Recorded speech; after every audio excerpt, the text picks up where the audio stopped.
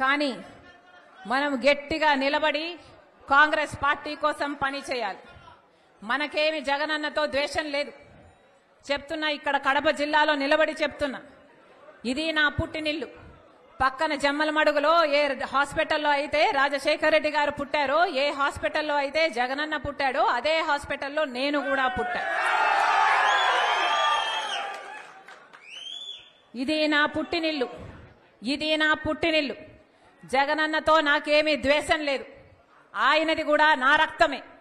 కానీ జగనన్న ముఖ్యమంత్రి అయిన తర్వాత మనిషి మారిపోయాడు. జగనన్న ముఖ్యమంత్రి అయినాక పాత జగనన్న కాదు, ఈ జగనన్న నాకు తెలియదు. నేను వైసీపీ కోసం, జగనన్న కోసం నిస్వార్థంగా 3200 కిలోమీటర్లు పాదయాత్ర చేశాను. నా ఇంటిని పక్కన పెట్టి, నా బిడ్డలను పక్కన పెట్టి, నా సర్వస్వాన్ని వదులుకొని ఎండనక వాననక రోడ్ల మీదనే బతుకుతూ నెలల తరబడి 3200 కిలోమీటర్లు నిస్వార్థంగా, ఏ పదవి కాంక్ష లేకుండా నిస్వార్థంగా వైసీపీ నిలబడాలి అని, ఆ రోజు ఆ పార్టీకి ఇంకా ఉనికే లేకుండా పోతుందేమో అని భయపడుతుంటే, ఆ పార్టీ ఆ భారాన్నంతా నా భుజాన వేసుకొని ఒక్కదాన్ని, ఒక్క మహిళ 3200 కిలోమీటర్లు పాదయాత్ర చేశారు.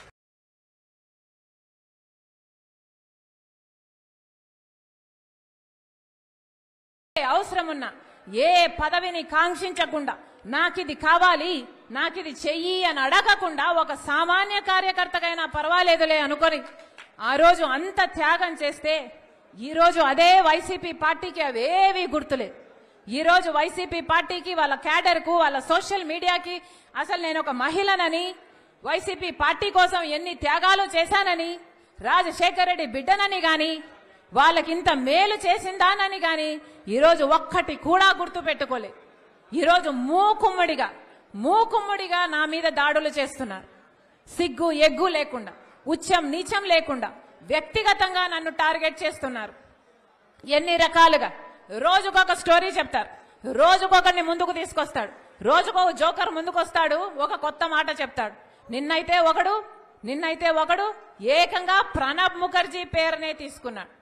ప్రణబ్ ముఖర్జీ ఆయనకు చెప్పాడట, నా భర్త అనిలు సోనియా గాంధీ దగ్గరికి వెళ్ళాడట, ఆయనకు పదవీకాంక్ష అప్పటి నుంచే ఉందట, పదవీకాంక్ష ఉంది కాబట్టి అక్కడ సోనియా గాంధీతో నా భర్త చెప్పాడట, షర్మిలమ్మను ముఖ్యమంత్రిని చేయండి, మేము కాంగ్రెస్ పార్టీని బలోపేతం చేస్తాము, జగన్ను జైల్లో పెట్టండి అని నా భర్త ఆయనకు చెప్పాడట.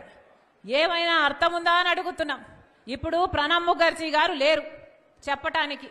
అలాంటి పెద్ద మనిషి పేరును కూడా మీరు వదిలిపెట్టడం లేదు అంటే అసలు మీ కుట్రలకు, మీ కుతంత్రాలకు ఏదైనా హదుపు ఏదైనా ఉందా?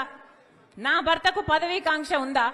మాకు పదవీకాంక్ష ఉంటే మా నాన్న అప్పుడు 5 సంవత్సరాలు ముఖ్యమంత్రి, మేము ఒక్క పదవైనా తీసుకోకపోయే వాళ్ళమా? మాకు పదవీకాంక్ష ఉంటే